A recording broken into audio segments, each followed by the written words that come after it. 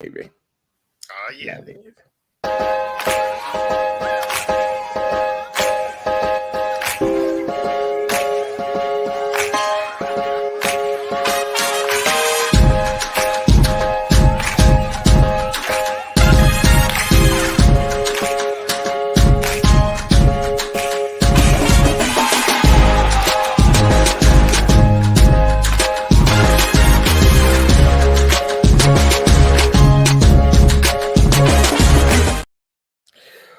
Good morning. Welcome back to the All Purpose Pod for an All Purpose Life, wherever you are today and however you're listening to the Call Me Mr. You, the podcast. We thank you again for making us a part of your morning, your day, and your week. We your weekly mirror check before you change the world, baby. You can find us on Facebook, Instagram, YouTube, and of course, the Twitter. Football Talk with Bo and Mr. You are here in the building. Yeah. Good morning, brother. Good morning. If All you're right, watching, are we ready to roll? grab some coffee. Let's do this thing. Oh, yeah. Not the 32 ounce today, but I think I'm a little bit mellow, so I think I'm all right. But good, man. Good weekend? Yeah, it was good. It pretty low key. I actually got to spend most of my Sunday watching some football, so that's exactly how I wanted to spend it. And no snow, right? That's right. No Yeah, in fact, okay. It was a beautiful sunny day. I think Saturday it was 81, and then yesterday it was mid to upper 70s. So it's nice. It's nice. We're gonna get some rain today, though. I think we have rain most of this week. All right. Well, I was out there. It wasn't really it was a casual event. Some business partners of mine were out there. We did some Top Golf yesterday. Oh, yeah. Nice. My hands are like super sore. This is my first time doing Top Golf, but I don't know why today. Yesterday my hands are super sore. I'm like, wow, my hands. I don't want to type or write anything today. My hands are so sore, but I had so much fun. It was a nice day out here too. I think it was high at 69, 70, which is like sweet spot for me. I'm like, ooh, that's a great optimum temperature for me. But yeah, man. But I want to jump into the episode today. But real quick though, somebody said that success is doing the small things consistently. Do you believe there's an accurate view of success, or just something more to it? In every realm and genre, there's people call it overnight success, but it takes years to actually be that. Yeah, and I think you got to credit hard work, consistency, and even the ability to adjust, which is really important, especially in sports. But in the realm of sports specifically, this is the time of the football seasons more than any other, where teams start to distinguish themselves, pull away from the rest of the pack. You start finding out who they actually are. I'm not sure there's a team out there that's been consistent in every area. I struggle to find at least one that's doing that. That's consistent in all areas and all facets. But this might be, tell you the truth, I could be wrong, but this could be the most open that the league's been in years, where anybody can actually, go on a run and be in the playoffs. Even a team that only won one game so far, which is the kind of weird. I don't recall hearing this back in the day. How about you? Do you remember this being so tight and so close? Yeah, I mean, there's been years where there's been some really nice parity. Okay. But that being said, there's also been those years where, you got half a dozen teams that are going to own the league. And honestly, I kind of thought that's how this year was going to be. So it's interesting to see. Still be. I mean, it definitely could still be, but it's interesting to see these teams that we viewed as top flight teams coming in struggling, right? With the exception of the Niners. I will say that is the team that is the most complete. They do all three phases of the game well. I mean, they're just absolutely steamrolling people.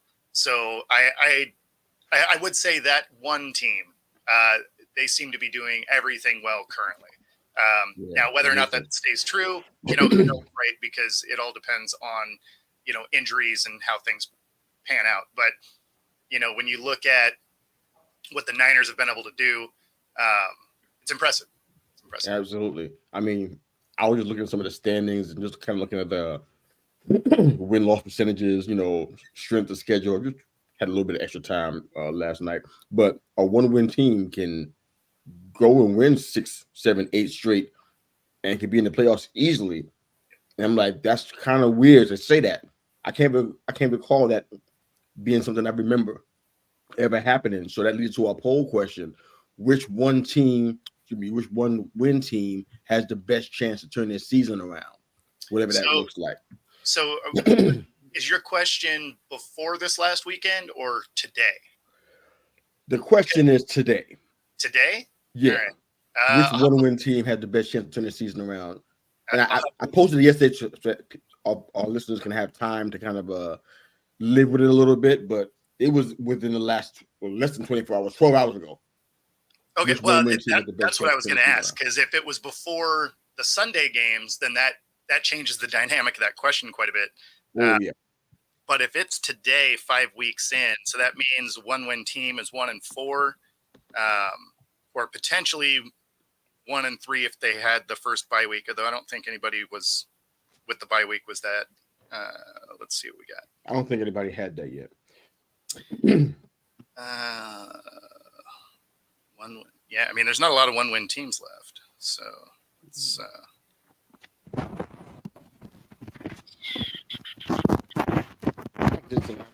Oh, okay.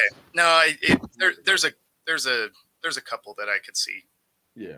Okay. So we're gonna talk about that at the end of the show and jump back into it. I'm sure I already got a couple of comments coming in about who they thought was going to be that one-win team.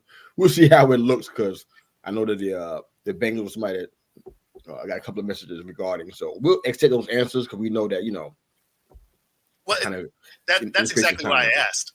Because if we were doing it before Sunday, then I would easily take the Bengals, right? Because once they figure their team out. But if we're talking today, then it almost has to be either the Vikings or the Bears, because none of the rest of the one-win teams have a shot. Okay, but now look at you now. Hey. Already with the insults already? Haven't even got a day started. I only had one sip of coffee. You already with the insults already? Wow. You just took it to the Giants. I didn't say it outright. Who else were you talking about? That had no shot. Okay. The Pats also don't have a shot. The Panthers don't have a shot either? Okay. No, they're not even a one-win team. Yeah. Copy that. The Cards don't have a shot, right? I mean, they don't have a shot to get out of the division, let alone into the playoffs. So, and of course, your Giants, yes, is definitely in that mix, especially now that Daniel Jones is hurt. But we'll talk about more of that later. Oh my goodness! Help us, Saquon. But anyway,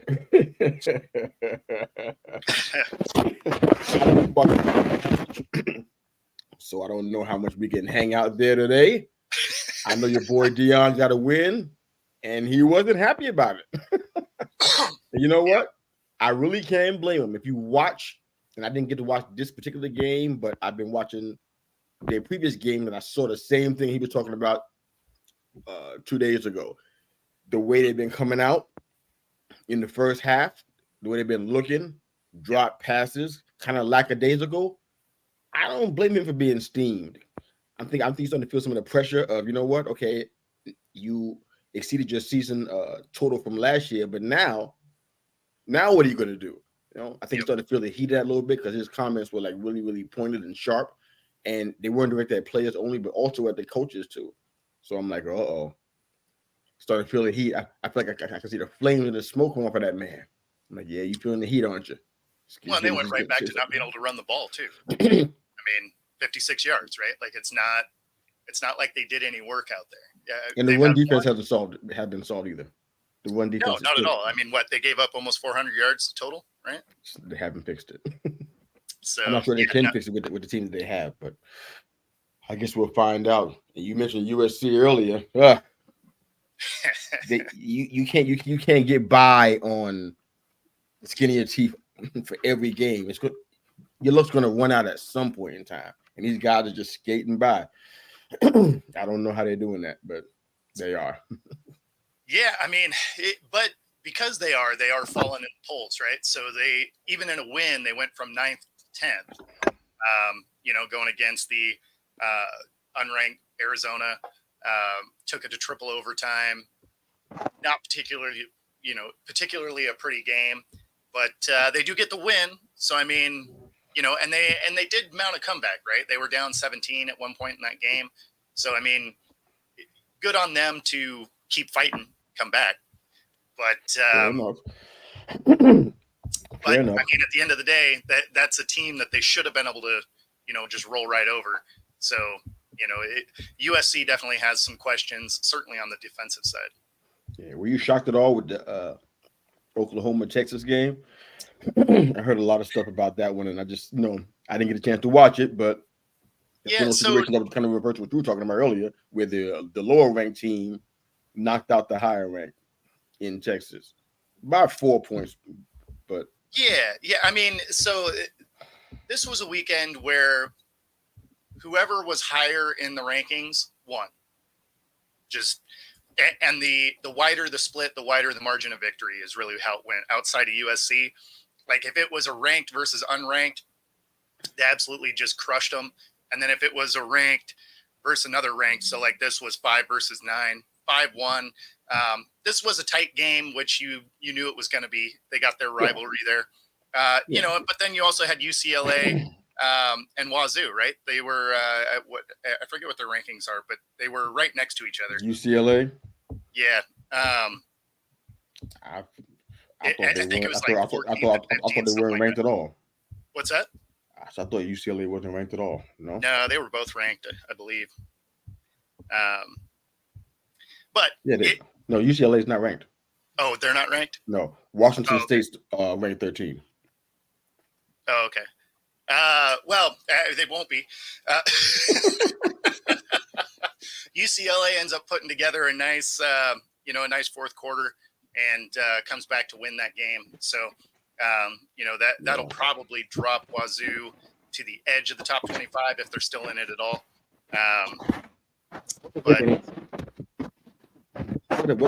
What's Wazoo going to? Are they going to stand pat, or are they moving out of their conference too? I mean, I feel like you have to move. So weird. That whole thing is weird, man. UCLA was ranked. It was 18th and 19th. UCLA was ranked 18th in the AP poll. Wazoo 19th. I'm not in the AP poll. It doesn't have them ranked at all. Oh, okay. But in any event, it's one of those where it was a tight game. UCLA comes back, but again, it's impressive that Pac-12 has schools in the top 25. At least as it sits at the moment. That can change any minute since it's a voting game. But copy that.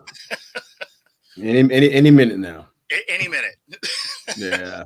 As soon as them voters wake up, that could move around a little bit. Copy that. Let's jump into our top 10 power rankings. All right.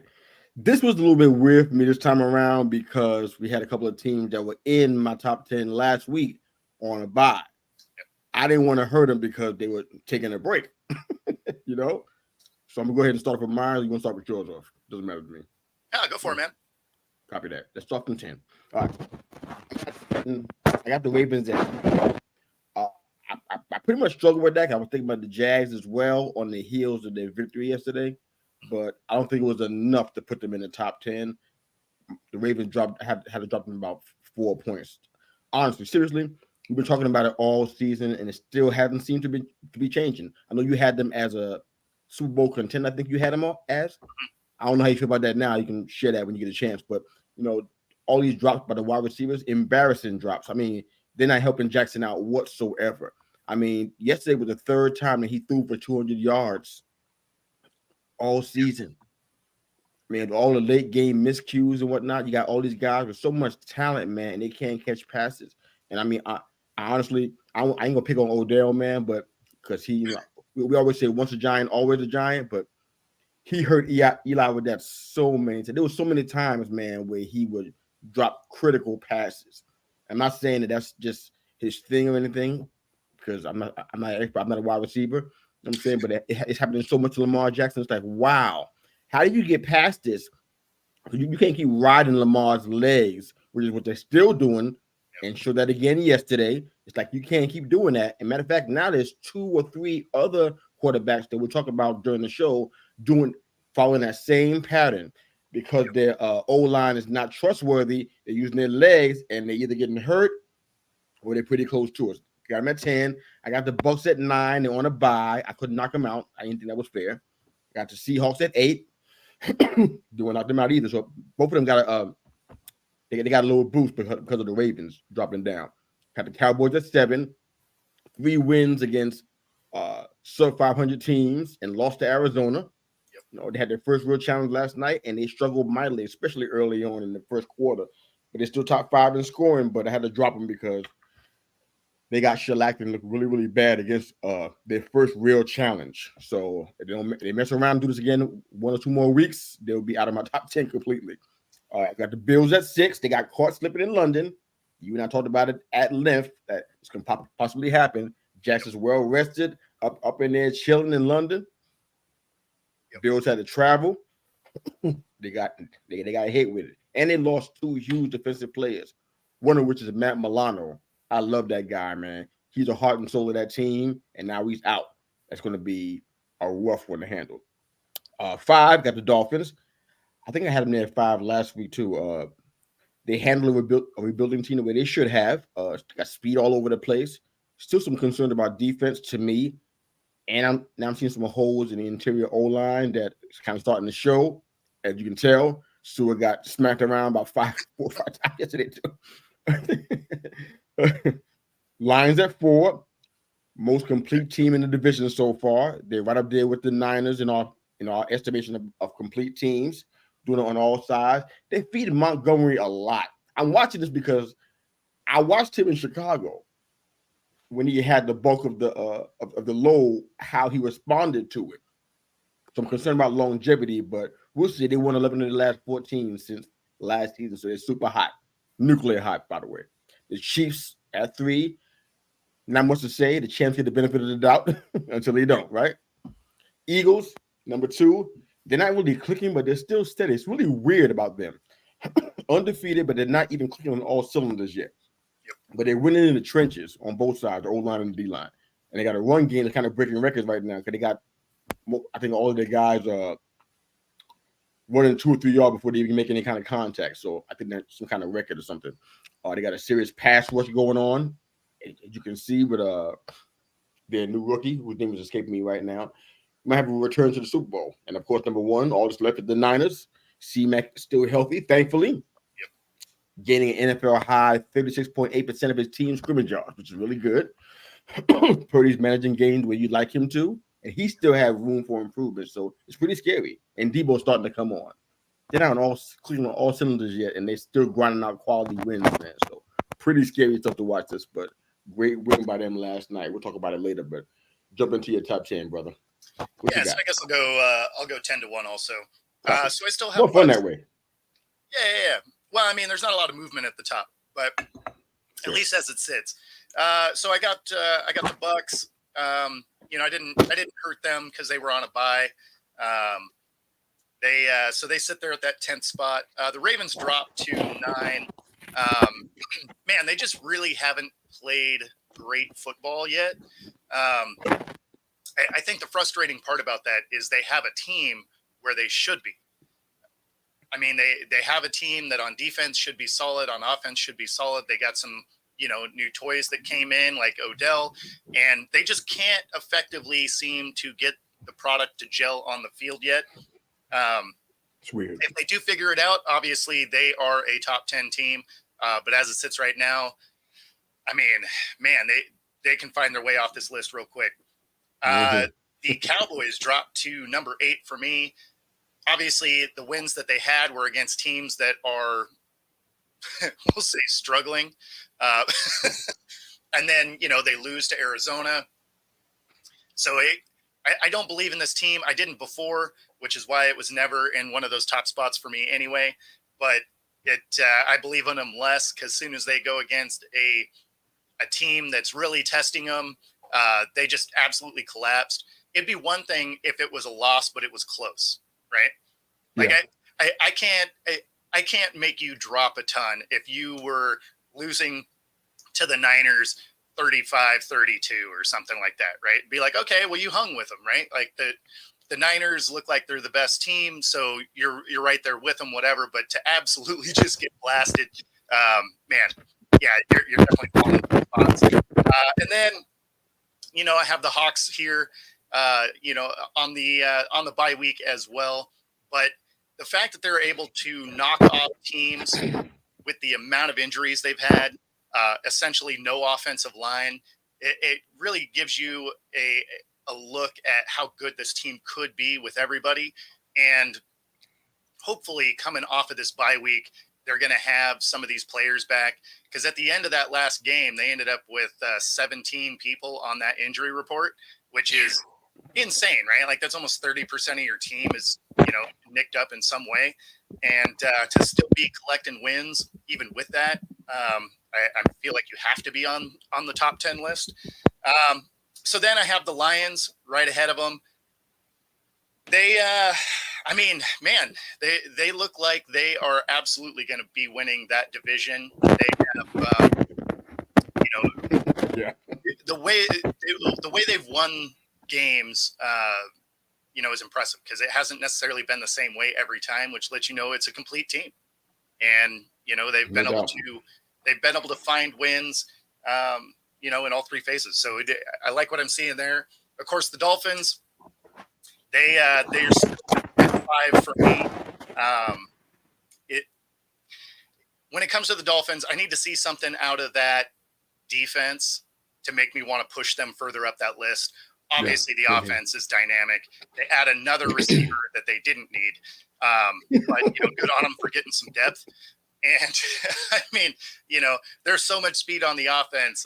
If most games they're in, if it's another good team, I guess will be a track meet. But their defense lets people score, and that can be a problem when the temperature drops a little bit.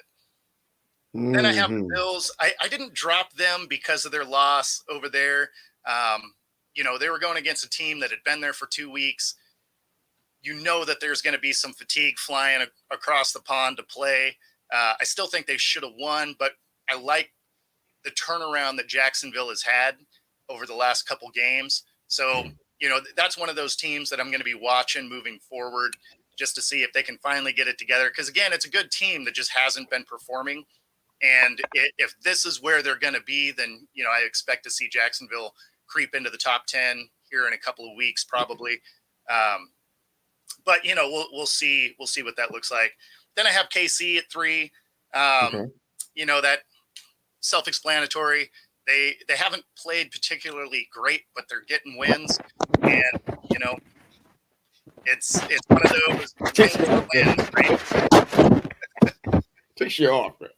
It's not fair. I mean, they get it done. They get it done. I was a little worried when you saw Kelsey go down, with that ankle injury, mid-game-ish. And, for him to be able to come back out, be effective, have about a pound of tape on that ankle to make it so he could go.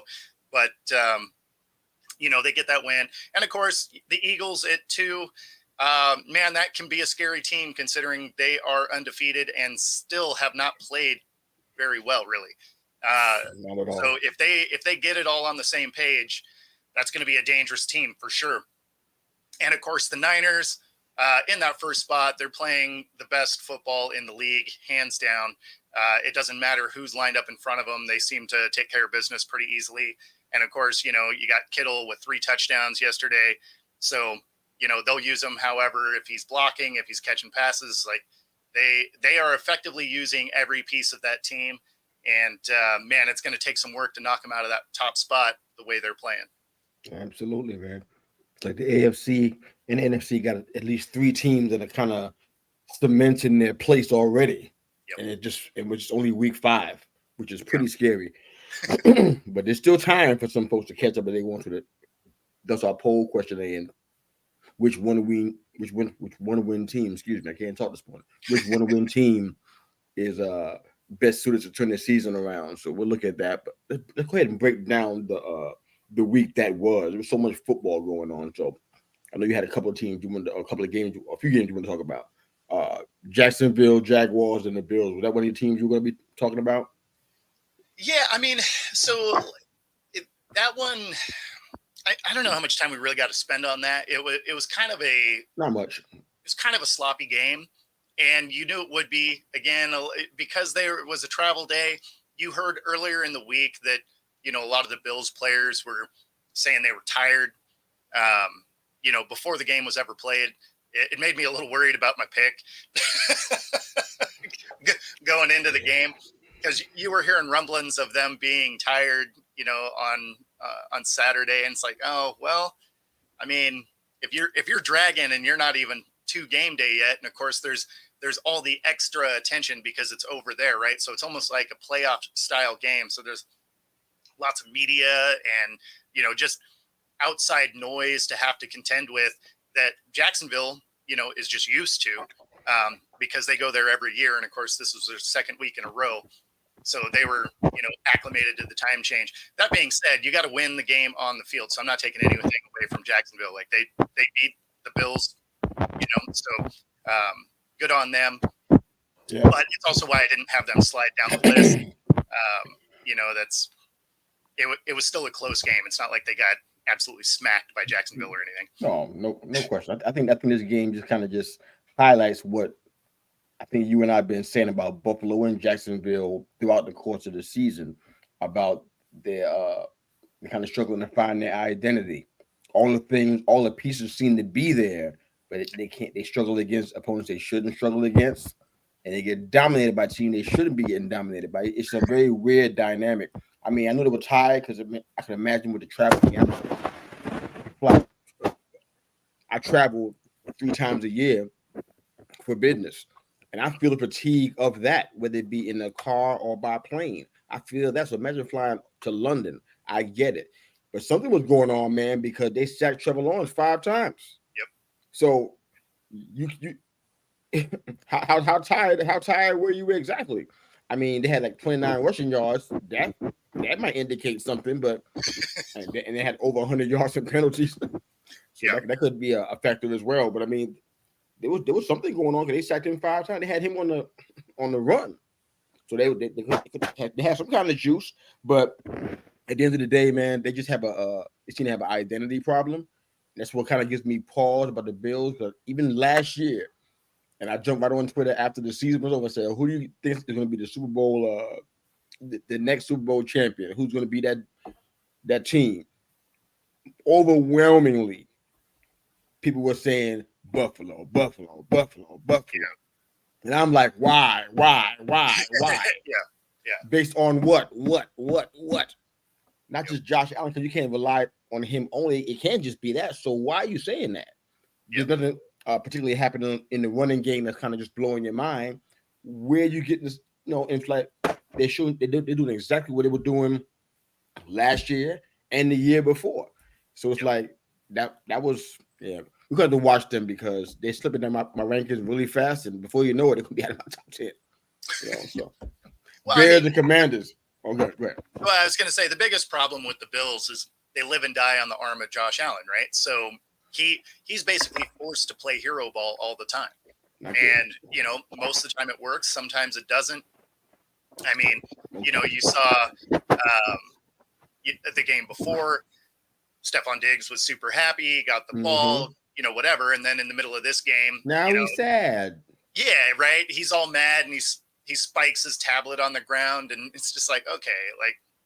Not every game is gonna go your way, man. You want a cookie? You're gonna be okay? Pretty much. You want a cookie? You're gonna be okay? Okay. You okay? Yep. Ready for a nap? Pretty much. Yeah, break, man. I saw that thing, man. He had a little smirk on his face. I'm like, what? Is this all for TV? I'm like, just never mind. I don't want to go there. I want to talk about it. All right. So Bears and Commanders. We had fun with that one on Thursday night because we had it locked down. Or to say the truth, I did have some apprehension. We're doing our picks. I said, you know what? This is the kind of game where the Bears are going to come out and surprise everybody and play like they kind of did the game before for at least 2 quarters or so before everything just kind of went to hell in a handbasket. But we were going back and forth, texting each other. I'm like, by the first quarter, I want to change my pick. No, me too. I was just like, oh, okay, like, the Bears came out. Change my mind. I saw what was happening, and believe me, that's exactly what happened. Yep. They put a whipping on the Commanders. They did. I mean, the Ron Rivera discussion is going to be something that it's going to be hard for us to avoid. He's been below average since I think the 2015 season with Cam. It hasn't been great since then. Is he going to make it to the end of the season? Is Howell the future at quarterback? It's a lot of questions, man, and I don't have the answers for him. Yeah, I mean, he's definitely on the hot seat. There's four that I can think of immediately that are in very real danger of getting fired this year. In fact, it's probable they're getting fired this year. One, Josh McDaniels, right? That Raiders team looks terrible. You have Brandon Staley, right? Again, yeah, probably. Riverboat Ron, right? Like, that's one of those dudes. And I mean, honestly, Belichick could absolutely be on a short list, especially if the Pats don't figure out how to at least win a couple of games here coming up. That's going to be funny. Wish we could spend some time on that one because that's an awesome topic. I'd love to stay there, but I don't know if we can. But nothing went right for Washington, man. Howard throwing interceptions, defense getting beat routinely. Joey Slye missing field goals. That's your only job, missing field goals. Logan Thomas is fumbling, multiple red zone flops and drops, and oh man. And they had I'm glad the defense played well because it was kind of an honor to the passing of Bears legend and Hall of Fame linebacker Dick Bucket. So it was just good to see them get off of the snide, man. So that was good, man. Texans and Falcons. This is a weird one for me because it wasn't the kind of game that you put as a marquee game or anything. Yeah. But I was driving when this was going on. It's a good game. Announcer with Desmond Ritter they were talking about him like he was like the next second coming of somebody. I'm like, wow, is Ritter for real? 28 of 37 for 329. Yep. One touchdown, no picks, rush a touchdown, first 300-yard game. Where was this guy a few weeks ago? We was waiting for him to show up. What was different this time? I mean, we already knew that he needed to have Kyle Pitts and Drake London, and they needed to be together. We knew that already. Yep. What happened? Why was today different? I don't get it. What happened? I got nothing. I was in a survivor poll, right? Where you pick one team each week. You can't re-pick a team, right? Oh, and then it's whoever lasts longest. And so I rocked with the Texans here because I thought they were going to win. You know, I thought it was going to be like a field goal, right? Like I figured it'd be close, but I was trying to save my heavy hitting teams until later, right? Like I wanted to be able to save KC and the Dolphins and, you know, teams that you could feel good winning later in the season. Whereas, you know, teams like this, because guys are young, they could fall off the rails, you know, at any time, right? So I'm like, okay, this is one of their favorable matchups. I didn't like what I've seen out of the Falcons. So I'm like, I'll take the Texans, live to play another day. And, you know, until there was 30 seconds left, I'm like, here we go. And then, you know, they punch it in, game over. I was just like, Texans want to make him pass, and the Birds made him pay. Yep. That's what happened. Yep. I have a question. I don't know if we can answer it today, but I have a question about the running back situation in Houston. Okay. I forgot what the money was, but they had the most payroll of anybody in the NFL last year. Okay. I forgot the number, but you can look it up. I'm positive they were number one. They had the most money available. Oh, as far as cap space? Correct. Oh, okay. And they were spending that bad boy. Explain to me in short, as if it's possible that you can, why didn't they address running back? Dameon Pierce, man, I don't know a whole lot about him, but I watched enough of him, even at Florida, to know that he's not a number one running back.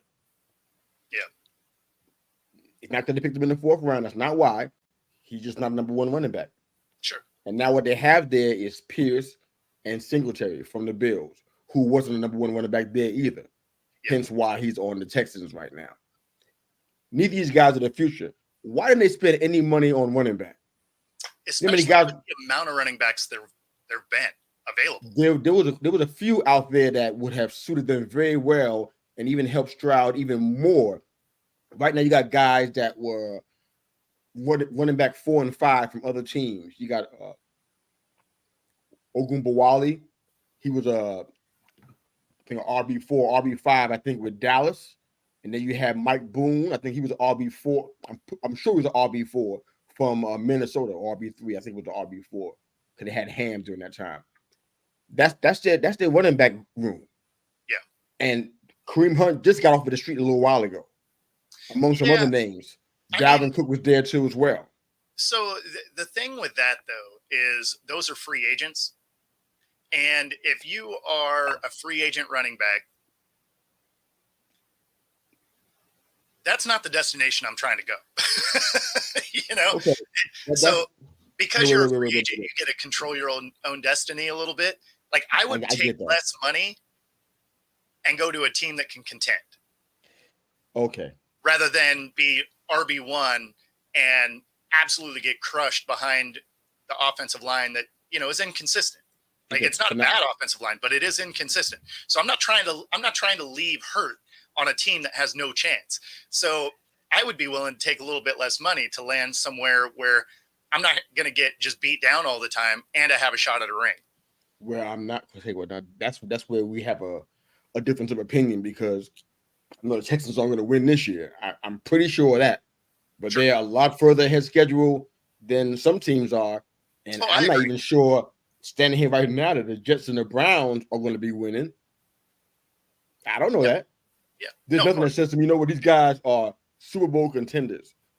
If they win a division, that's miraculous all by itself for that to happen. And it probably should not happen. So how are they much better off than the Texans? The Texans can give them a long-term contract, secure their future, and they're on the upswing. I don't know if the Browns and the Jets are there like that, even especially with Rodgers being out with the Jets and the Browns doing Brown stuff. Well, so I don't know. I think they might have missed the opportunity because when Cook signed over there, they still had Rodgers, so that made sense at the time. Like you didn't know he was going to make it 4 plays and go down. Yeah, but you also knew that they running back was already stacked already. And when Breece Hall came back, you knew what was going to happen, right? Breece Hall was going to be getting all of the run. Yeah, you were going to split carries for sure. But, I mean, you're on a team that going into the season was deemed to have a real shot, right? Like, I didn't think so. I thought they were a fringe, playoff team anyway, even with Rodgers. But, most of the media had them spun up as a potential favorite, right? Which, whatever. I didn't have them there, but hey. But, the thing is, the Texans are on the upswing, but you're talking about, running backs that are on their, second or third contract. And you don't necessarily have time for a full-on rebuild because your contract is going to be up by the time that team really starts to gel, right? And I agree that they are absolutely ahead of schedule. They're playing well overall. But that being said, if I'm a running back, especially, I'm on my second or third contract, I'm trying to go somewhere that I can win. Whereas, again, with the Texans, there's a real chance that, you sign a 3-year deal. That's when they're finally going to be starting to get there, right? Like they're going to be truly competitive in your last year. Because, I mean, they're winning some games. They're all right now. Next, this off season, they add a few more pieces. They're going to get a little bit better, especially if they can shore up some position groups. So next year they should be solid. I still don't think they're going to be world beaters or anything like that. So then it would be that third year where they should be consistent, like playoff potential team. And, that'd be the last year of your contract there. So again, it's just how much do you want to get beat up in the meantime? Yeah, I hear you, man. I see that differently though, because I named Dalvin Cook and Kareem Hunt only because those are names that kept coming to mind. They weren't the only ones that were out there, I'm sure. That's just who came to mind. Yep. Them guys want to be number one. Kareem Hunt wanted that when he was with the Browns the first time when they had Nick Chubb. He wasn't thrilled to be splitting carries 60-40 or 70-30, whatever it was. He wasn't thrilled with that. Yep. Dalvin Cook had most of the run. Madison was on the 30-40% of the split. These guys don't want to be no backups. They want to be number one guy. And now you're in a place now, well, Kareem Hunt isn't right now, but that's what kind of Dalvin Cook is right now. Breece Hall is out there. nobody thinks that Cook is the number one out there. But in Houston, he would be that without any doubt because Pitts would give him no competition. Yeah, well, you have to think that going into week 1, it looked like Breece Hall was going to miss more time than he did. So, I think what Dalvin Cook was looking for was, hey, I'm going to go on a team that is supposed to have a real shot. Breece Hall at the time looked like he was probably going to be back week 6 or 7, right? Kind of slow roll him in because you got a guy. But I mean, he came back early, so he's going to be that dude. It's his team, right? But when he got signed, it looked like Breece Hall was going to be, out of ways, and you were going to have Aaron Rodgers. So like, I didn't hate that fit, right? Like I got the sign. Hang on, what I'm talking about. But I'm saying the missed opportunity to grab somebody better than what they had there and improve that running back because they're going to need that for this role that they're on right now. They didn't address it. Sure. I mean, that's my only point. You could say that same thing. You could say that same thing with Miami, though. Like Miami should have. I think I have said it. No, that's what I mean. So I mean, like some of these teams just didn't pull the trigger when they probably should have. Because they had the cap space. Like they could have made him an offer he couldn't refuse, right? I feel like Texas is going to end up paying for this if this is yeah. I don't like Pierce in that spot, but no, I'm with you. I think if they had a little bit better, blocking schemes up front to open some holes, I think he'd probably have a little more success as well. But again, it's a young team. They're figuring it out. Yeah, I mean, it's a work in progress. They're going to win some games that you're surprised, and they're going to lose some games where you're just like, oh, I mean, okay, yeah, Texans got it. All right. Well, a few of these teams, we're going to have to the game we're going to go through a little bit quickly. But so I won't spend a lot of time on the Titans and the Colts because time is against us now. We're up against the clock. But look what happened with Richardson. We've been talking about this for weeks beforehand. We said and I said the same thing about Lamar Jackson said. This quarterback is trying to play hero ball and do it all by themselves, including running the ball, playing running back. Bad things can only result from this. And now look where we are. And that crowd was going crazy for Minshew. I'm like, y'all understand this is Gardner Minshew, right? This is the stash. Hey, y'all cheer for him like he gonna come and take you to the Super Bowl. I'm like, that's not what this is. He wins games though. Okay, no. He 100%. He is 100% this era Ryan Fitzpatrick. No, I'm not gonna do that. No. He is. He's Ryan Fitzpatrick. I would no, we're not do that. No. That's his comp. He will come in and win games. He'll also win games. He wins games like all quarterbacks wins games. He don't win everything he touches doesn't turn to gold. Put it like that. That's not at all what I say. And I'm saying he's this era Ryan Fitzpatrick. He's a likable guy you want to cheer for, can win you some games, and is absolutely going to lose you some games too.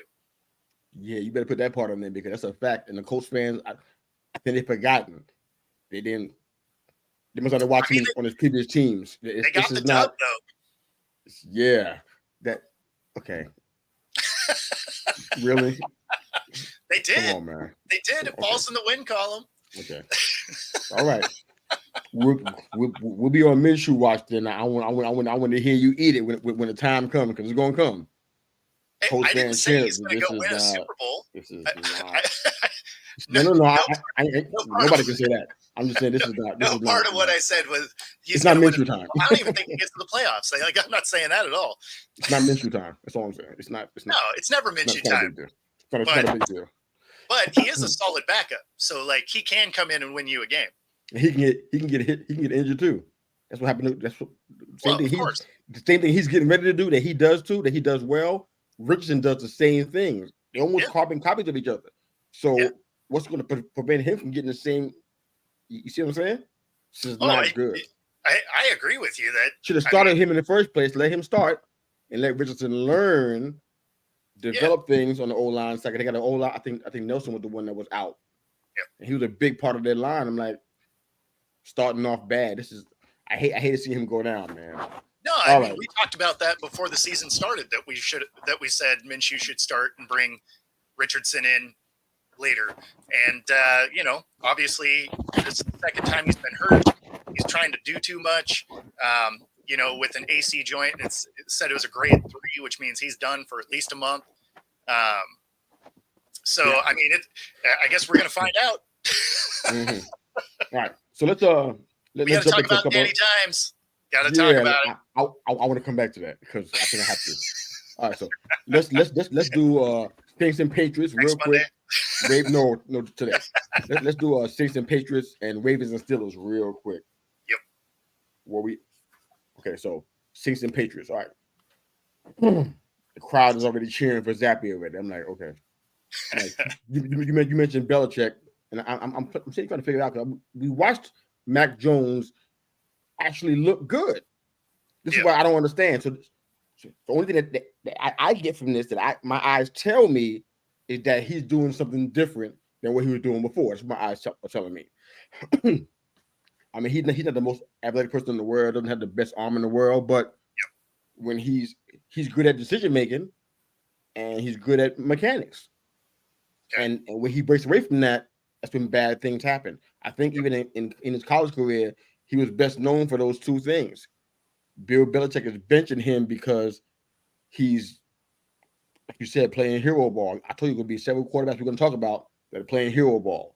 This is one of those examples too. He's trying to do too much. Why are you benching him? Help me understand his thought process. Why are you benching somebody because he's trying to do too much? Because he had no choice. Why you benching him? Why are you punishing him for that? I don't understand that. What do you think? Well, I mean, it's one of those. Once you're far enough behind, yank your starter out. Give your backup some reps. I mean, they weren't coming back. Their defense was giving up points. He was throwing picks. Like, it's a game that got away from him early. At that point, yank him out. Don't get him hurt in an effort where you're not going to win anyway. Give your backup some reps. Obviously there's some of that element where it seems like Bill doesn't necessarily love Mac Jones anyway. So there's the real point right there. Right? Like, I mean, he might have just been looking for a reason to yank him out. Now, did it matter? No, this is finally a look at the Saints team we thought they were going to be. Like on paper, you're like, okay, this team should be good. They got a solid defense. Their offense should be improved over last season. Kamara comes back, so you're like, all right, like they got some things. They should be able to do some work. And last week they didn't do any of that. So you're just like, I don't really know what's going on with the Saints team. And then then they finally come out and ball out against a Patriots team that, let's be awesome, I wasn't expecting to do anything this year anyway. But I didn't expect them to be this bad, though. I mean, because generally a Patriots team, even if the offense is struggling, they usually have a decent defense and a solid offensive line and whatever. And Mac Jones, he was under duress quite a bit, which is why you end up with bad decisions and picks. And so but it's also one of those reasons why I was like, well, Bill might be finding his way out of New England sooner than later. Oh yeah, well, I want to see how that's going to work out. Before we talk Giants and Dolphins and Cowboys and Niners, real quick, anything on Joe Burrow and his resurgence and the situation with Peyton and Russell Wilson? Any quick blurbs on those? I mean, we've just been waiting for the Bengals to take the turn, right? I mean, it's not like their team is terrible. You knew their defense wasn't going to be great, so it's going to be, like the Dolphins, it's going to be a track meet every time, but you expected Burrow to get it together. So, it's good to see him battling through. Looked like he wasn't really hampered by the calf anymore. So, it was good to see on that front. Man, that Broncos are, wow, that team is just a mess. We don't have enough time in an hour-long show to go over all the things wrong with the Broncos. That's why I said quick with Peyton and Russell Wilson, because I knew that would take too much time to break down. Yeah, no, we'll just leave it as they are a mess. Yeah. Fair enough. Sound like this it's even trickling down. The messiness is trickling down to the quarterback coaches. Yeah. Wow. There's another stuff out there. I don't even know what to start Cowboys, Niners first, or the Giants and Dolphins, because I'm going to be spending so much time with the Giants and Dolphins. No. I don't know what. Let's just cruise cruise through the Giants because we actually don't even really need to talk about the game so much outside of Jones getting hurt. And I mean, it's something that you knew was going to happen. He's been getting absolutely crushed behind that offensive line. He's got 28. He's been sacked 28 times. So, like, if he didn't get hurt, he probably would set the single season sack record from David Carr, from years ago, right? So, I mean, he's just getting crushed back there. And outside of the 28 times he's been sacked, he's been hit 14 more. And that doesn't include the ones where it actually goes down as a rush because he managed to get across the, line of scrimmage scrambling. So, I mean, if you figure 28 times he's been sacked, 14 times he's been hit, and then there's probably at least another, 14 times where he was able to at least get across the line of scrimmage before getting lit up. So he has an entire game's worth of snaps where he's been thrown on the grass. I mean, a quarterback's going to get hurt at that rate. Yeah. Where do we begin? I didn't pick the Giants to win. I feel like we had too many issues to try to contend, mainly with the speed part. I felt like we can get a pass rush against Tua. I felt confident about that part, and I'll come back to why in a second. But the biggest thing was counteracting the speed, and I didn't think that we had the ability to do that. Linebackers and cornerbacks, I just didn't see it. So I didn't pick I picked the Dolphins to win. The number wasn't as high as what we saw today. A little bit less than that, I think was my number. I think it was like I forgot what it was. I thought it was 7 or 10 point advantage. But it's really because, excuse me, everybody's piling on the Giants right now, and everybody's saying, "Oh, Giants suck," and all that kind of stuff. But honestly, there are some spots that there's some reasons for this, but there's also some bright spots, especially on the defensive side. It's kind of understated. I mean, the defense has definitely improved somewhat. I mean, Thibodeau, we were talking about him for weeks, trying to get him to wake up. He had 4 sacks in the last 3 games. I mean, he's waking up. He gave Tua some fits a couple of times during the game yesterday. He kind of got all lost in the whole O-line Daniel Jones talk. They gave up 320 yards total in the first half, but there has been some improvements. I'm pretty cool with that. You did get a couple of picks too. Absolutely. I mean, I like Jason Pinnock. I mean, even before he did that, I feel like he was a valuable part of the defense back there. I love that he's back there. I feel comfortable. I feel safe when he's back there. Put it like that. You know what I'm saying? But I want to talk about Saquon Barkley real quick because everything we're talking about is not going to be about the game whatsoever. This is just about the Giants as a whole. I guess you can call it the state of the Giants. From like, if we get to, it's going to be that. But he's out with an ankle injury. This will be his 3rd consecutive game being out. But in career games, this is his 23rd. Yeah. No, he's injured. I don't know if you see that, but that's a lot. That is a whole lot. It's really concerning when and the Giants are not the only one that does this, but I noticed that we do this. We draft players that have big injury histories in college, and we think it's going to be all better when they come over. What are we thinking? I seen it with Saquon. I seen it with Odell, and there's some other ones too. But right now, the names are. I wouldn't put Peppers in that pick. We didn't even. I don't think we even drafted. Did we draft him? Yeah, we did. We did draft him. But people are talking about management and not paying Barkley, but nobody's even asking why. I mean, one of the reasons why I had a problem with a big contract wasn't because it wasn't deserved per se. I mean, Jonathan Taylor got his with the Colts a couple of days ago, so people are amped about that. Oh, we got the future back and everything. Okay, great. You know what I'm saying? But if you got a history of injuries, it's like, how much are you going to play? Yeah. You're going to pay somebody a big contract. You want them to play the majority of it, yeah? I mean, we got guys that are injured all over. We got Michael McFadden injured. Our primary left tackle's injured, Thomas. Our center, our golden boy, Smith is out with a shoulder. I mean, we got a guard out. Lemieux is out with a groin. You know what I'm saying? How long is that going to heal? I mean, who knows? And we got D-line guys. We got injuries all over the place. We went into this game with a 1-3 record and got outscored in all 3 of the losses, 94-15. And I'm like, yeah, that's not good. Hope your head scratchers for me. Let me start here. One, why aren't you using Waller more? He's a mismatch against everybody. I don't care if it's a safety or cornerback. I don't care if it's a linebacker. It's still a mismatch for him. Why are you not using that? I mean, he has more speed than a linebacker, more size and strength than a DB. Why are you not utilizing that? I don't understand that. Using Campbell again on these 3-yard stick routes, making me pull the rest of my hair out. Got Campbell on a 3-yard stick all the time. Like, why do you keep doing? The man is known for his speed. Why you got him doing 3 yards? I don't get it. You asking Kayvon to drop in coverage all the time, like, and not rush the passer, which is essentially what he does best. Yeah, that's why you drafted him. Yeah. Not to drop back in coverage and be a liability. Can't use high speed. You drafted him for that.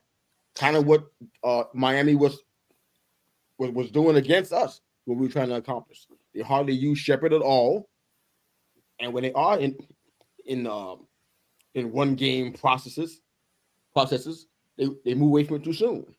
It's just a number of things going on. I just don't understand that. And I mean, for me, I'm like, I know that TJ must be listening to the criticism. He has to be, because I feel like he's thinking about that contract. He's out there trying to earn it again. Yet another quarterback playing hero ball, trying to do it all by his. You can tell that he's pressing and trying to do stuff by himself because he doesn't trust the O-line. I mean, he's. I mean, yeah, but there's some things he doesn't have to do, man. I mean, if the pocket's clean, why are you moving? Yeah, well, I think he's moving because he doesn't trust that it's clean, because he doesn't have a reason to trust that it's clean. that kid has been getting. He can trust it's clean because nobody is mauling him like a big grizzly bear. That's how you know it's clean, because nobody's mauling you. Yeah, but the thing is, used to being mauled. I think at this point he is the Sam Darnold seeing ghosts kind of thing, because he's going against Cowboys and the Seahawks, and of course this last game where it was another 7-sack game. It was just like, yeah, like at some point when you're getting sacked and hit that many times, you're gonna feel pressure even when it's not there, just because it's been there all day.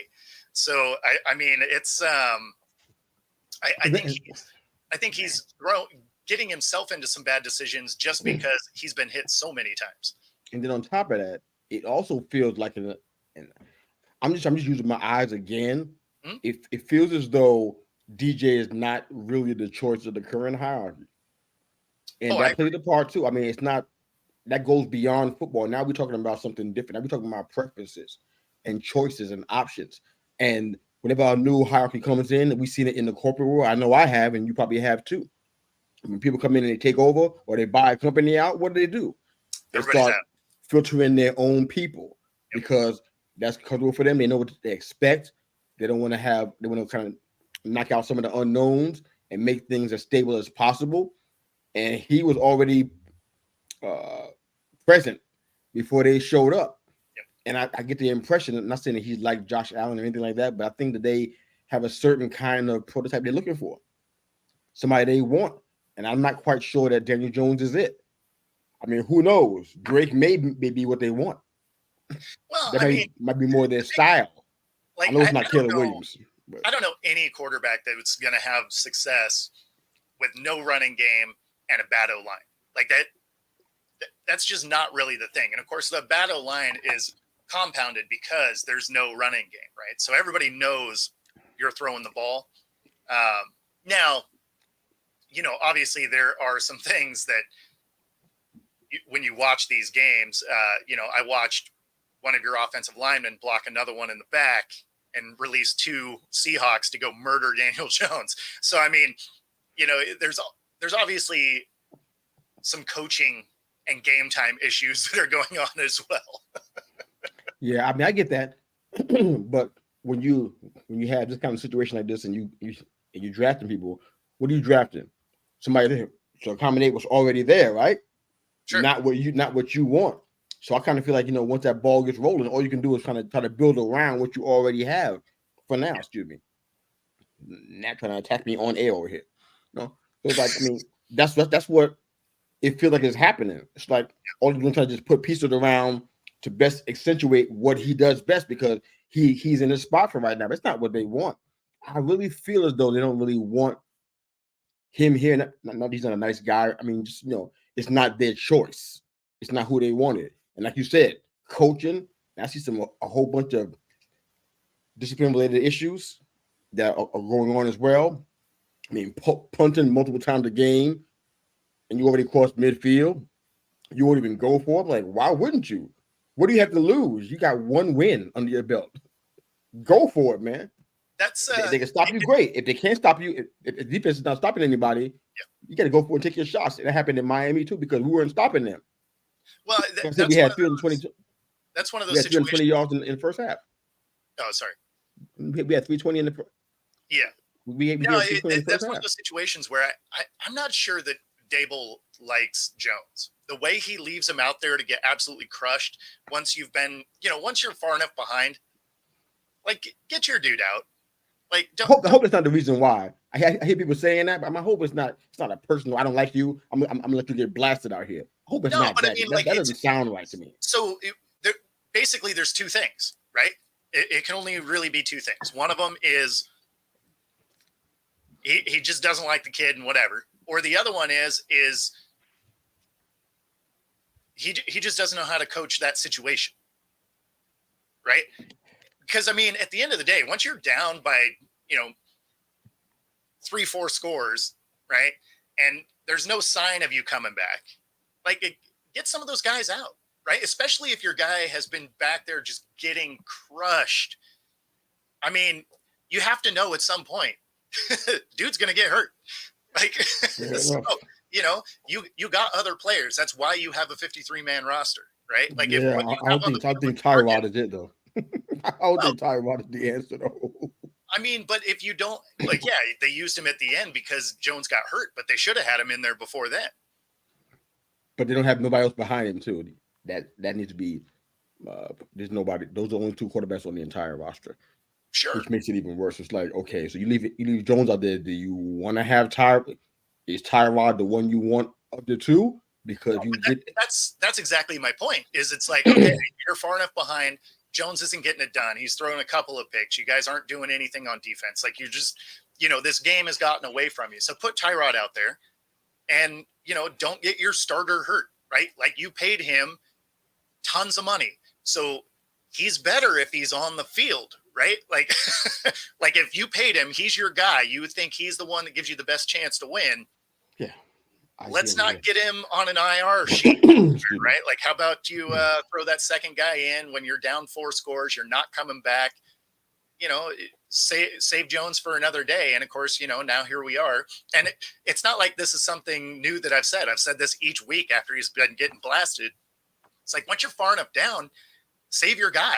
And, unfortunately, it comes down to exactly what happened is at some point you're going to get hurt. Yeah. I don't know what the season's going to be. I mean, people can say, "Oh, we're not going to go into the playoffs," and that's fine. I'm sure you're right. I don't think we're going to make it. But what's the season going to be? What are we supposed to be doing right now? That's one thing that, as a Giants fan, I'm open to suggestions because I have no idea what the plan should be now. What should we be doing? Are we going to go ahead and start shipping people out? Are we going to start going to full rebuild? Because right now, I don't think we really are in a real rebuild. The thing that we've done kind of say that we're really not, but are we going into a full rebuild now? I have maybe it's a poll question asked on Twitter, but what are we supposed to be doing right now? What's the goal here? Because I don't care about Caleb Williams. He ain't going to help us. What we got going on. Yeah, so I ain't looking for that, but what do we do? What's our approach to be? I think your biggest thing now is, what are you going to do at running back? Because, I mean, if you're rocking with Jones, which, I mean, you basically have to, because this is the first year of his contract anyway, right? So if you're rocking with Jones, then, like, he obviously needs a running back. So he has one. No, but he doesn't, because he's not on the field. He probably be playing next week, man. Okay. He's going to be out for 3 games. I mean, so no, but so the thing is, though, is Saquon has a history of being hurt. Now he balled out last year. You telling me? No question. No, but what I'm saying is Daniel Jones needs a running back to be successful. We've seen that, right? anytime he hasn't had one, he hasn't been particularly great. When he does have one, he balled out, right? That's how he got his name, Danny Dimes, right? He had Saquon, and he was able to do a lot of play action, and it worked well for the way he plays football. The problem is the guy you have in the building, which you haven't paid, right, gets hurt a lot. And so, yes, he had an awesome year last year, but, he was out the year before. He was injured the year before that. So, I mean, there's a lot of question marks, because if you're going to continue to rock forward with Saquon, it's one of those, it's that old adage, right? Your best ability is availability, and he's not consistently available. And to have your entire team fall apart if the running game isn't there, you're going to need to find a running back that can be more consistent, or you're going to have to find a quarterback that can deal with that situation, because Daniel Jones doesn't appear to be that guy. I think we're in a place where both of these situations are going to be addressed, because it looks like, even though the contracts don't really match from a length of years standpoint, it feels like this year is the year for them. It feels like, to me. I've been telling folks on Twitter constantly, you're probably not listening because they're in their own little bubble and they don't care what anybody's talking about. But the Giants gave Jones a very team-friendly contract. After the second year, they can get out of it. Yes. I don't know what happens beforehand with the buyout, but at the second or before, or at the end of the second year, you can get out of it and not have to pay anything. Yeah, that was done by design. You're stuck this year and next year with it. Yeah. So, but Barkley, he doesn't have a multi-year contract. So I'm looking at this year as, okay, that's what I'm saying. What are we going to do when Barkley's healthy again, which hopefully should be this week? He did more in practice this week than he did last week, so I think he's progressing well. But you're talking about, hopefully Jones is okay enough to play. So getting both back on the field will potentially put you in more games, I guess, right? But what's the goal there? Are you trying to win as many games as possible? I'm trying to find out I can't ask the Giants. I'm just asking out loud. Yeah. What's your goal? Are you trying to win more games, or are you just saying, you know what? This is a wash. Let's back off of this. Let's cut bait. It's hard to tell. 1-4 now, right? Yeah. Yeah. So I mean, that's a tough spot, right? Because you are almost at a place in the year where, even if you start trying to win, games, you're probably going to be a 500 team. I say this, I know it's going to happen. I feel like the answer just came to me like a revelation from above. I know what's going to happen with this. They're going to sit here and try to play spoiler. They're going to run all these boys out. All right. And they go. It just feels like that's what's going to happen too. They can go ahead and run Barkley. They're going to run Barkley into the ground as much as they can. So they give him that 1 year deal because they knew this was going to happen. Give him that 1 year deal. They're going to run him into the ground, and they're going to cut bait. Yep. It ain't going to be Eric Gray because he ain't going to be. He's a good running back, but he's not going to be the number one guy. Somebody else got to come in. You know what I'm saying? And they're going to try to find some way to get Daniel Jones out of that contract. No, that's exactly what it seems like to me. Is they are gonna, Barkley's gonna come back. They're gonna beat him up. Basically just kind of ruin him. And it's also going to make it so that you guys are roughly a 500 team, and you're going to have nothing great draft wise. You're stuck with Daniel Jones for another year anyway, right? Because the dead cap this year and next year is too much to just dump him and move on. Yeah, I guess so, man. So you have him through next season anyway. But yeah, I mean, ultimately, by the end of that second year, by the end of next season, I don't think either one of those guys are on your team. I don't get the plan. But how quick can you talk about the Cowboys and the Niners? I'm not going to say a word. How quick can you get through this? We got less than 5 minutes. I mean, the Cowboys are what I was thinking the Cowboys were. They're going to beat up on bad teams. They're just not quite that team to take on the elite. Some of it could be Cowboy hate, sure, but it's also just history driven. We've seen this movie before, roughly 25 times in a row. So, it's just something that they come up short in big games. And, Dak is part of the problem there. I said before this game they were going to throw 2 picks, and he ended up with 3. So way to go, Dak. Way to overachieve, man.